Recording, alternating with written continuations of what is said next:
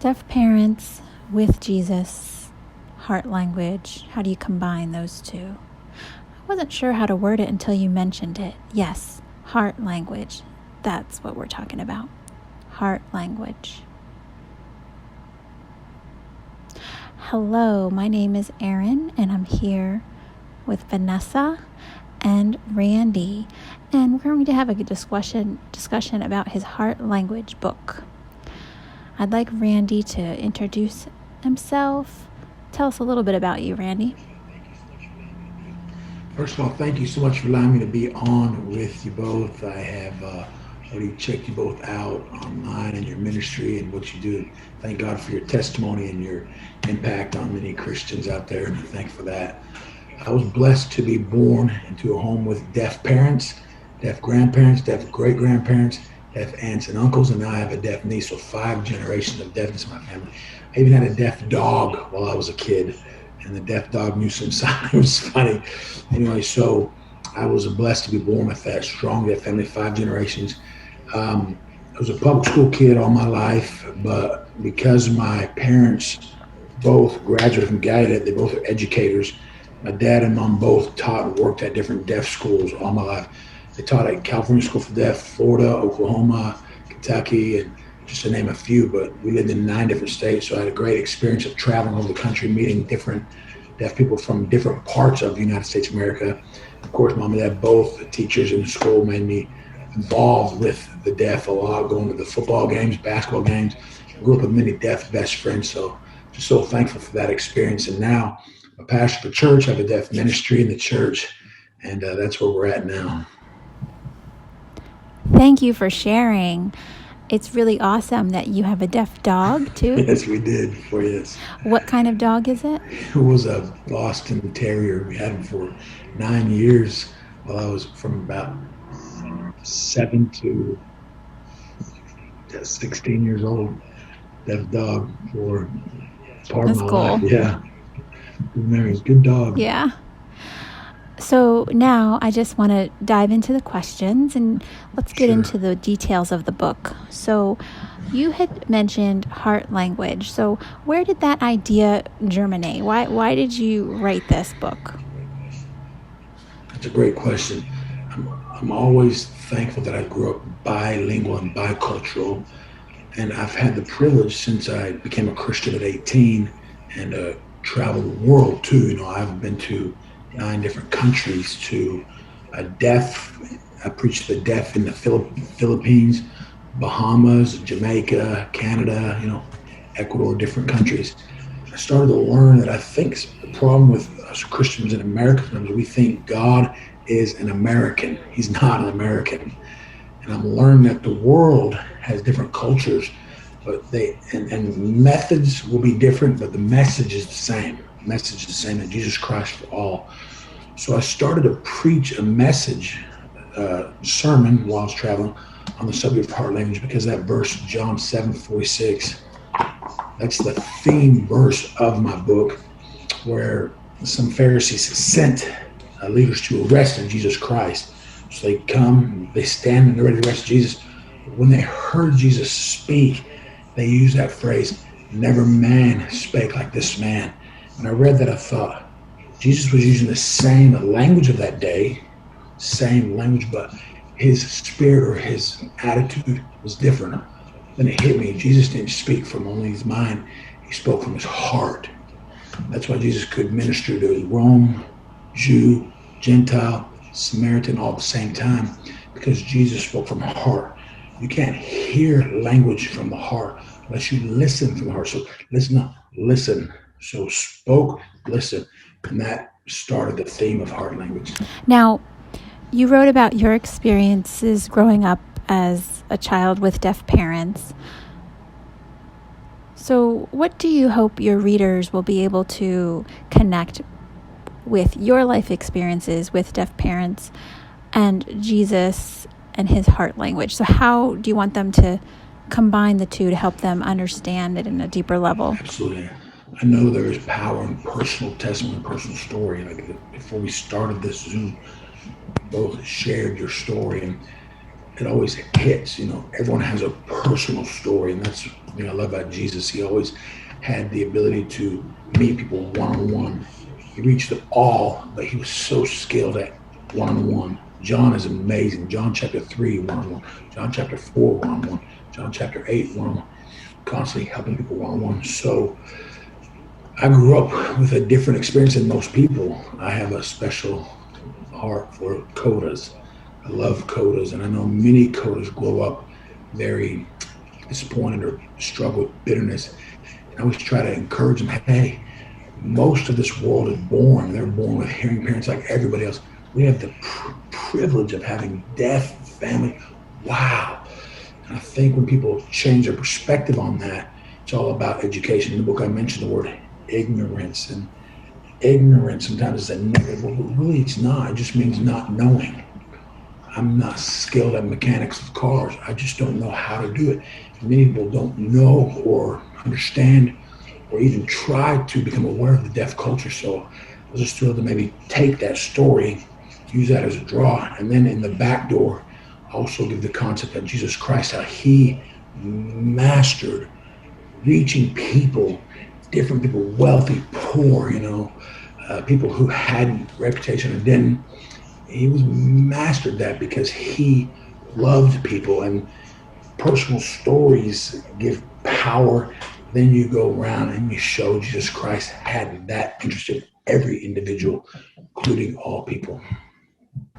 Yeah, and you're talking about Jesus's heart language is easy to show, and people don't understand why they work so hard to share his love with you, with others. And through my experience with cancer, I still endured and I showed the love. I want people to see my heart. And the 12 H's in your book, there's different H's. It's amazing to see. I didn't even realize it towards the end of the book. And it's really, you intended to do that, right? Because it just was a surprise to me. And I thought, wow, they all start with the letter H. And anyway, all of these apply to what I'm doing. Well, maybe not all of them, but it's an encouragement for others to have hope and that you can live for Christ through difficult times. And people are just drawn to action when you speak from the heart. And when I read your book, I got an epiphany, and I couldn't put it in words until I saw your book. Yes, this is heart language, and that's what makes people look and take note. And I think that's what we need to do. Speak like Jesus, think like Jesus, but also have a heart like Jesus and pour it out to others. And that will be attractive, and others may want to follow. Yeah. The old saying is people are afraid of what they don't know. And, so many times people are, well, I don't know. So, no, you don't have to be afraid. We need more unity. We have to come together. God is not a divider. He wants us to, unfortunately, sometimes we have to divide. I understand. We need to encourage unity, not discourage that. And that's why it's so important. The reason I picked 12 different H's, it's funny, all the chapters originally had H. Agent said, you better change the titles and make people search for the H. Oh, good idea. But the reason that the different H's is sometimes we need healing. Sometimes we don't. Sometimes we need hope. Sometimes we don't. Sometimes we need help. Sometimes we don't. So they all can apply to us at different stages of our life. That's why I did that. That's funny. I noticed that H theme as well. And the one thing that I love about your book was honesty, because I always want to be honest with my family, with my children. But oftentimes, I just had a chat with one of my friends this morning about honesty, ironically. And I noticed that people typically associate honesty with bad things. Like, it's an evil thing to be honest. So I'd like for you to elaborate on what your father was like and how was he honest and was able to express that trait. Well, we have forgotten that one of the basic original 10 Commandments is not lying. Thou shalt not bear. And we are seeing a society now that just so used to lying that we become hard to it. We lie about our work. We lie. Politicians lie all the time, even pastors. And one thing I grew up, my dad, I didn't really grow up in a Christian home. My mom and dad were moral people, but we didn't find Christ until later in my life. We had a good family, very close brother and sister, very close family, no doubt. But one thing my dad always taught me is liars, liars will always struggle in life because you have to keep covering. He says, just tell the truth. I heard a quote a long time. It says, truth apologizes to no man. A beautiful quote. When you tell the truth and you live the truth, said Paul, you don't have to apologize all the time. Just tell the truth. Truth always wins, and that's what made Jesus so special. Heart language is telling the truth. I have 4 children, 21, 18, 15, 12, and I've watched all 4 grow up, and sometimes I had to be completely honest with them. For example, electricity, you will die or run in the street, the car and get run over when you're 2, 3 years. Being honest, you can get hurt, but we tell you the honesty because we love and care for you. So the balance of love and loving people enough to tell them the truth is so important, and it's lacking in America today. And it's important to be honest by not yelling, but actually having a sit Yes. down and Right. in a rational way explain Right. things and explain why things are happening. Right. For example, my son was upset about what his friend was telling him, and I said, you know what, sometimes people don't understand how to express themselves, and so you need to be the one to approach him and tell him how you feel and that you didn't like it. And he thought, oh man, it takes some bravery and honesty and communication. I mean, those two go together, right? Yeah. And it's like you don't want to play with fire.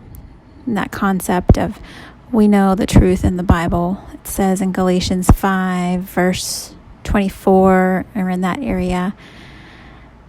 And these disciples that they sinned, and if you're playing with fire, it can lead to your death. And so to be honest is a virtue, and it sets you free from any of the bondage of the world. That's Satan's work, and that's their goal of Satan, is that they don't want us to go home with Jesus.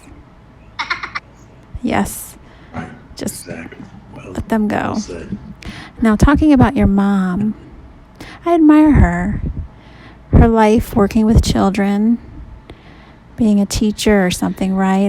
What was her exact role at work? Was she a teacher?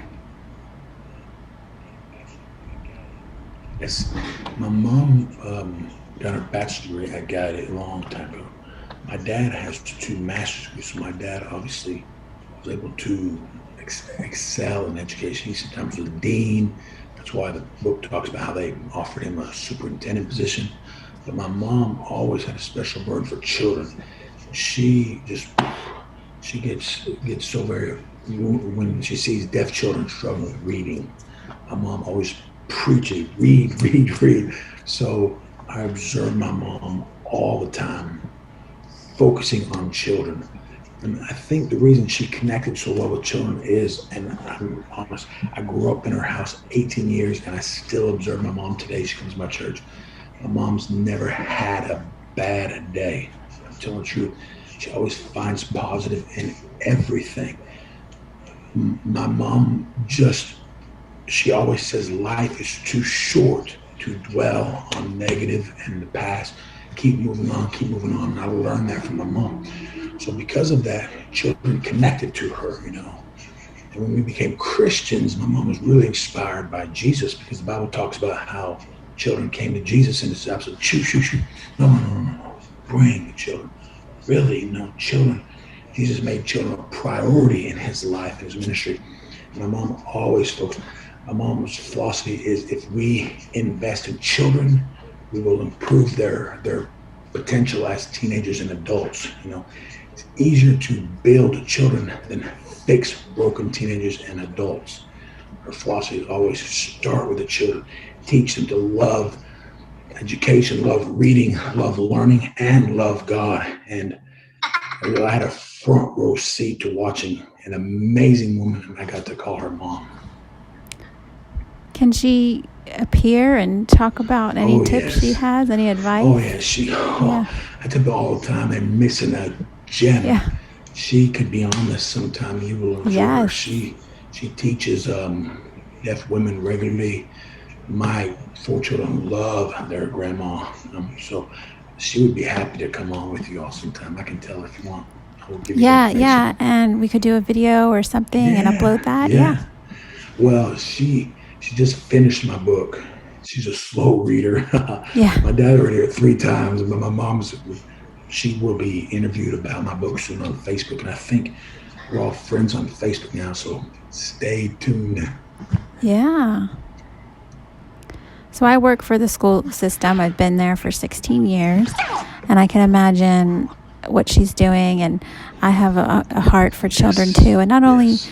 in the deaf school, but also for mainstream kids too. And I know that sometimes it's hard for them to identify Right. with deaf culture or ASL. So I've already experienced what it's like to be in both worlds. So I know how to be able to relate to them using the knowledge that I've gained. And I know that there's a lot of lacking of their identification of their skills or their talents that they didn't realize they had. And so I encourage them to discover that. And when I'm with them most of the day, they need attention.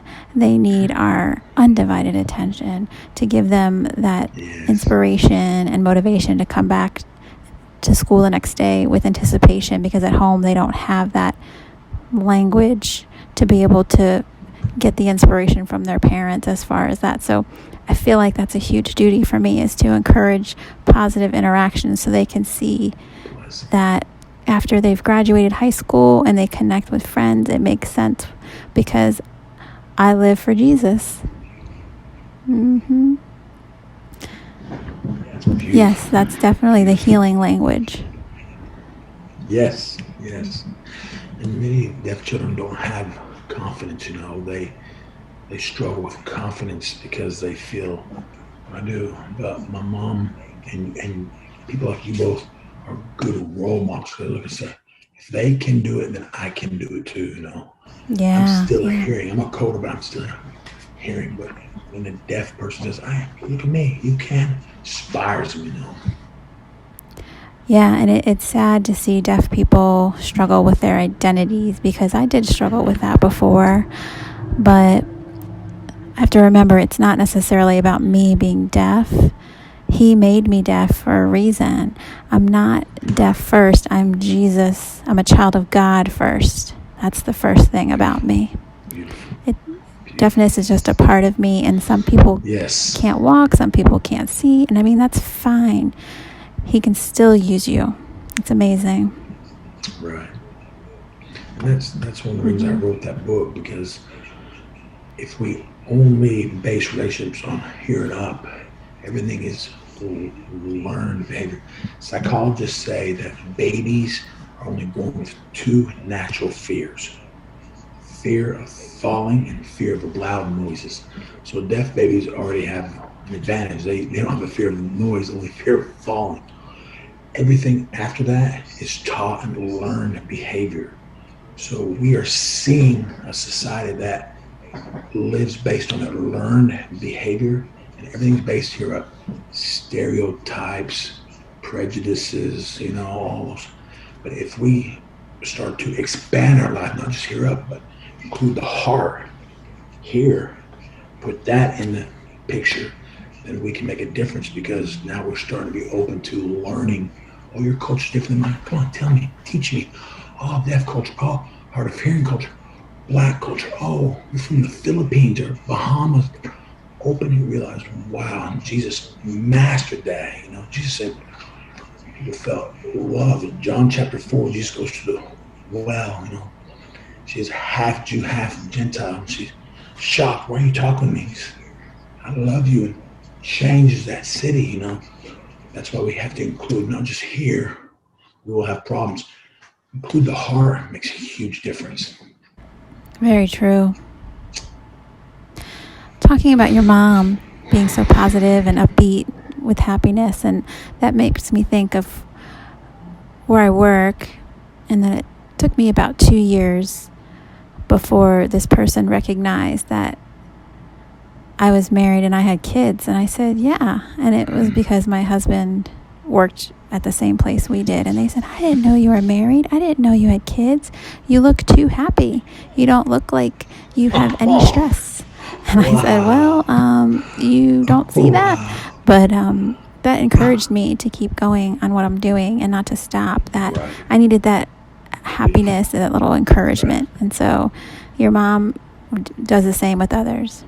Yeah, when I was a teenager, I worked on a boat as a waitress, and there was a band there, and I always walked by the band to the kitchen to bring dishes and food, and they said, "You're always smiling at me. Why are you smiling?" And I thought, I don't know. Why don't I smile? I love to smile. I love to feel the music of the band. It's enjoyable. I mean, I can't hear people talking, but I can still do my job happily, even though I'm not talking about Jesus, Right. Back then I wasn't really in God's word yet, and so it's only been about 2 years, but And heart language is just communication, but also smile. I never forget, I flew to the Philippines. I'm going to Manila, huge airport, everywhere. I'm alone walking. I go to passport. See the person standing there, look at them. I thought, I'm going to smile. As soon as I smile, they smile. Everyone right. understands smile. Baby, smile, baby, coffee, smile. Even that older person in the nursing home who has Alzheimer's, starting to lose them. Smiles. Smile is a powerful tool, and it is a part of heart language. Yeah, it's contagious. Yes, contagious. Good contagious, yes. And I love how you talked about joy, because it's very important. Happiness is temporary, but joy is forever. So I love that. Yes. Mm-hmm. True. Jesus never promised us happiness. Right. That Bible doesn't, but he promises joy. And there's a big difference between the two. Jesus is for happiness, but joy is his promise. Thank God for joy. And also, Jesus never had to bring anything. He didn't even have a home. He didn't have a book. He didn't have things. He walked and he traveled with his 12 disciples, and he still had joy. So we don't need this stuff to be able to go to heaven, right? Am I right? Yeah, it's amazing.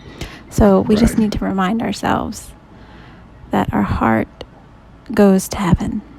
The rest stays on earth. Right? Yeah. Beautiful. Talking about being hopeful, there was a time when I found out I had cancer and I didn't know what to do, and I searched to connect with people, especially deaf people, and there wasn't access to information about cancer. And what I did is I looked at hearing people on YouTube, and I thought, they have access, but what about deaf people? So, I wasn't comfortable sharing my journey, but God is telling me to show and give deaf people hope in him and trust in him, and show that you're right. It's better to talk with people one-on-one, build a personal connection, and that gives them the hope. And that's what you would explain, that it's amazing. And everything you've mentioned in this book, I just want to have a huge smile and look at God and say thank you, because everything makes sense. All the H's, my goodness.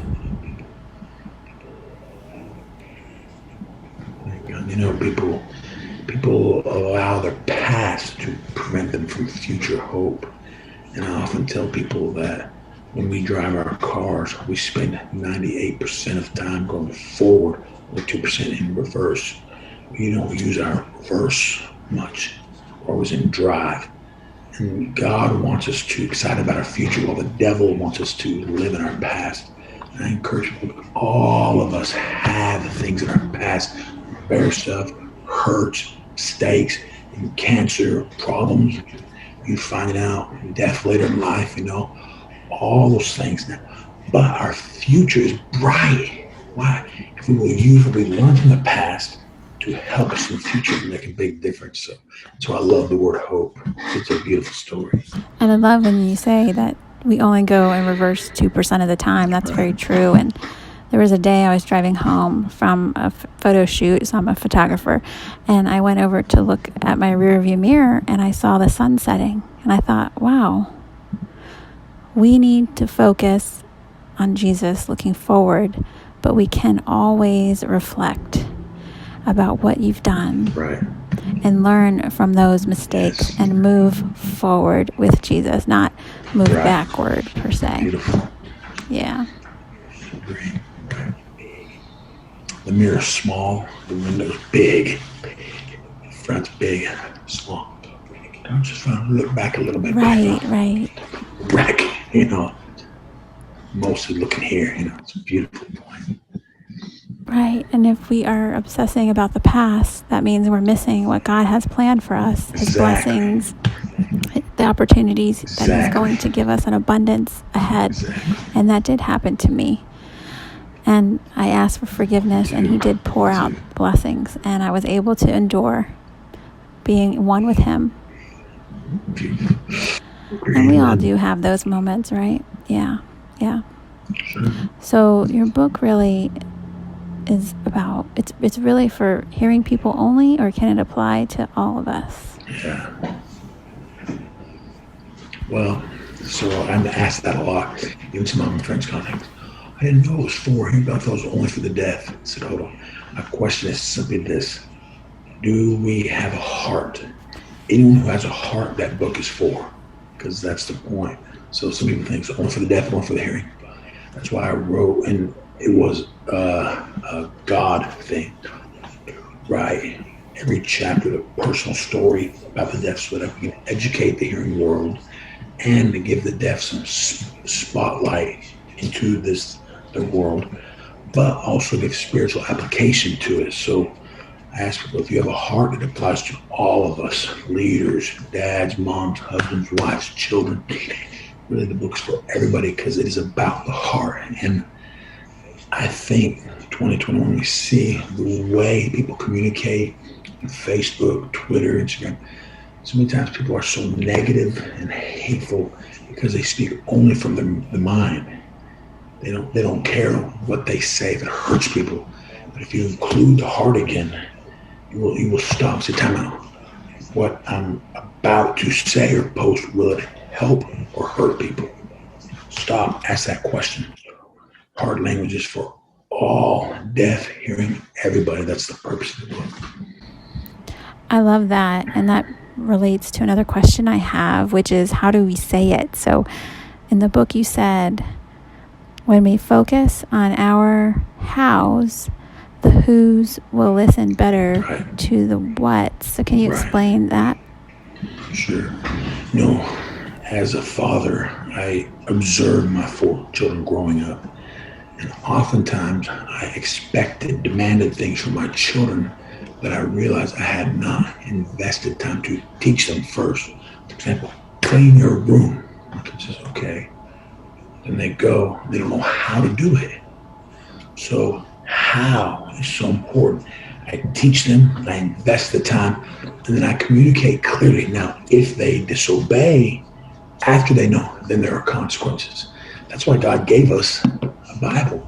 God gives us a book, instructions on how to live as a husband, wife, father. If I follow the Bible, amazing things work out better. It is a true book. It is a principled book. When I choose to ignore it, then I find myself in problems again. So how we portray it makes people attract to the truth. That's what Jesus was amazing about. Jesus always wanted people to get his truth. But Jesus knew that if I get the how right, they will be open to receiving the what. So the more we realize how we communicate, present the truth, the easier will be received by the hearers. And I wanted to ask you about Jesus being the world changer himself. So meaning we need to be one too.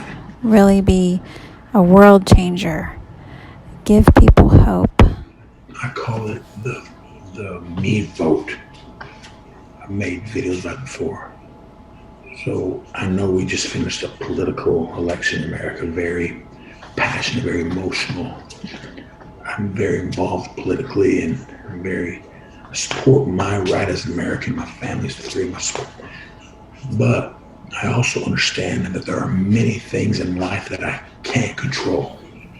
And I think many people, especially Christians sometimes, we allow what we can't control to rob us from what we can control. So I can't always control who's in the White House or who's the governor or who is the leader or mayor of my city, but I can decide how I will live today. I can decide how I can reflect Christ no matter what's happening. I can be the best husband and father I strive to be. And I fail. I fail all the time. I can try. I can vote. So I often say that God votes for me to live for him and have a good day. The devil votes for me not to. I am the tiebreaker. I can vote with the God or the devil. And Christians maybe struggle with that. We have a bad day. We have struggle. Things happen that don't work out the way I wanted it. I can't let that control me. I have to say, okay, Holy Spirit, lead me to do what's right. I can be the best husband based on what I've learned and the tools and God's help in the Bible. So that is another reason I wrote the book of Heart Language, to remind us that we can control our communication methods and make a difference in the world. World's changed one by one. The famous story of the starfish, after the storm. Many starfish are on the shore, and the little boy was walking, throwing them in the water, throwing them. The man says, hey, you can't save all of them. The boy looks at him. I saved that one. I saved that one by one. We can if we just try one at a time.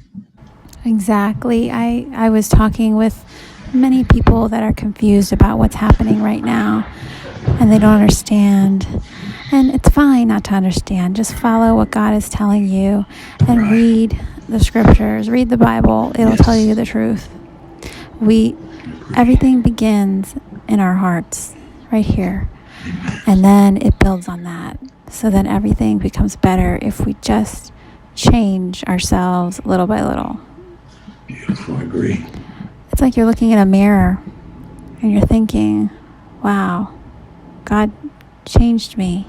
I'm thankful for that person who was bold enough to share the gospel with me. Yes. And I look at the mirror and I say, wow, that person made a difference in me. And the best place to start ministry is at home. Make big changes in your home with your children, with your spouse, teaching his ways. And your little group can make all the difference, because then you'll be able to go out and change others in the world. And really, Jesus is the only one that can change them, not us. But we can definitely be the world changers. Yeah. We throw a rock in the pond, hits the water. First one, that's my family. But then the water goes, and that's important. We hit it here. It takes time, but it's worth it. Oh, I have one funny question. So your dad actually read the whole dictionary? Yes. People ask me all the time. Yes. My dad went to the Florida School for the Deaf, and FSDB. I was born in Sanford. My dad went there in 39. She started going in 1944 at World War II. And my dad graduated in 1957, 58, somewhere around there. My dad graduated with a second and third grade reading level, because at that time, it didn't allow you to use sign language. My dad would try to sign in class and smack. My dad had a deaf parent, fluent in sign language, but not allowed. Graduated high school with very minimal education, reading. So my dad became a printer. 7 years, different card. You could go and work as a printer. My dad knew he needed more, not satisfied, so he bought a dictionary and read the dictionary. Then he applied for Guided, and thank God, because he's 9 years older than my mom. If he went straight to Guided, they would never met my mom, but he went 9 years old. Later, my dad went to Guided at 25, 7 years after he graduated, and then got his bachelor's degree. But yeah, he read the dictionary. And one thing I love about my dad is he's a beautiful example of not being upset at his situation. I'm deaf. I can't have a good job. I want to depend on the government. No, my dad, he got up, read the dictionary, worked hard, got two master's degrees, and became a. He lived the American dream. Had a house, wife, and kids. He shows that you can be an overcomer. So I'm proud of my dad. Anything can happen because Right. if you sit back, you won't get anywhere. Exactly. So we have to actually roll up our sleeves and serve Jesus every day and do our best. Anyone can, right? That's why I love Jesus again emphasizing Jesus called. Who did he call to be disciples? You expect him to call the wealthy or educated or religious. He called fishermen, tax collectors. Jesus loves to see potential.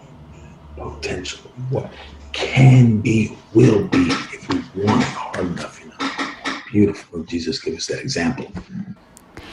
So I know you want us to help spread awareness about your book, and I encourage everyone watching to support Randy and buy his book, Heart Language. Spread the word. Please share this. And I'd like to know if you have any final words or thoughts you'd like to share with us. Sure. First, I want to thank you both for the honor of being on this Zoom, and I hope it's a blessing to all. And I want all of you who watch this to know that I respond personally to every message I get on Facebook. I have a personal Facebook page, up to 5,000, but I also have a ministry page, Heart Language. You can find Instagram and Twitter, and if you message me, I will always respond. And yes, it's a tough balance because I don't want people to think that I want the book out for them. They know the message, the message I really want. I really believe marriages can be saved, parent-children relationships can be helped, and society can be improved if we would learn to communicate from the heart more than just the mind, And so my goal is to help people, and also I'd like to let people know that $1 from every book goes to my mom and dad to honor them, and $1 of sales from every book goes to missions program. Mission works in the realm, so it's not just about me. I really want that book to reach the masses, especially the deaf, hearing everybody. So I really have a burden for that, and so I thank you both so much, and I'm honored to be on this program. And anything I can do for you in the future, let me know. I feel like I have new friends. Thank God for that. We're new friends serving the Lord together. That's great. Thank you so much for your time spending with us today, Aaron. Yes, thank you for getting in touch with me and sitting down to talk with us about this book, and we'll definitely stay in touch. And please do. Can't wait to see that next book. Please when do. will that be? Well, we're working on two at the same time. My wife and I will have a workbook study for Bible studies. I'm working on my second book called It Is Not That Hard to See. Sounds like hard, but heart. And it's a book that talks about how we focus on problems too much. We focus on solutions. Jesus was so good. He showed up, saw a problem, fixed it. And we need to be fixers, fixing problems, helping people. So that will be part two. It will be almost similar with death stories, and of course, talking about our wonderful Savior, Jesus Christ. Yes, we're looking forward to that. Yeah. Thank you. It was such a blessing to me. Thank you.